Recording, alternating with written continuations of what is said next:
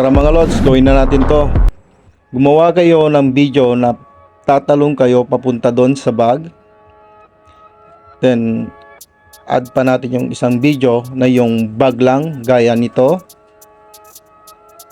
And add ulit natin yung isa pang video na magtatagtag ng bag.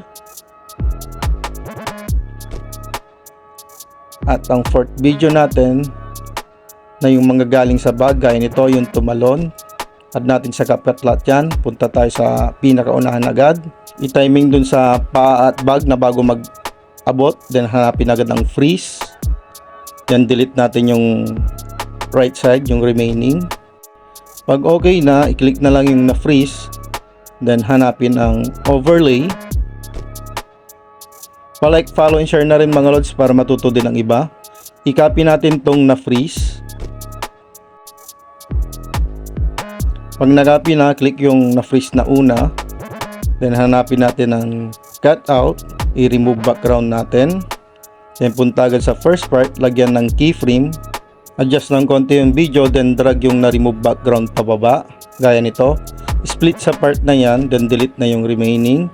Ganon din sa taas. Split then delete ang remaining. Kunin agad yung nakopy kanina. Dali natin sa third layer. Gayahin yung same size, then delete na lang din ulit yung remaining.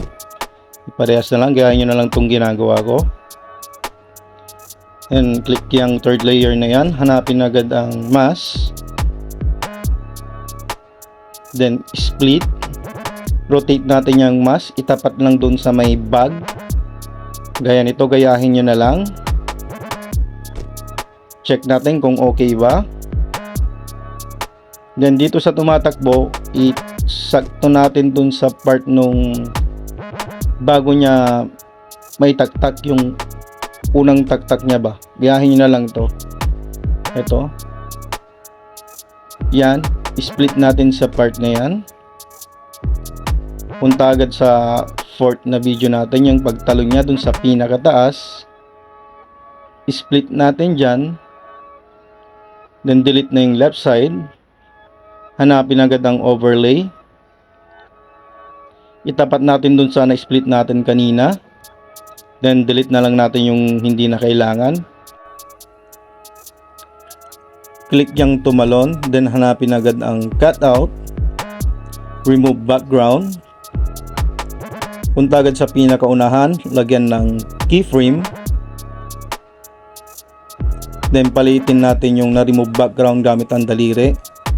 Itapat dun sa bunganga ng bag. Palitin lang ng todo. Then pag okay na, adjust lang natin ng konti yung video. Then palaki na lang natin ulit. At hanapin na lang ang ratio. 9:16. Then export na mga lods. Ganun lang kadali. And it goes like this.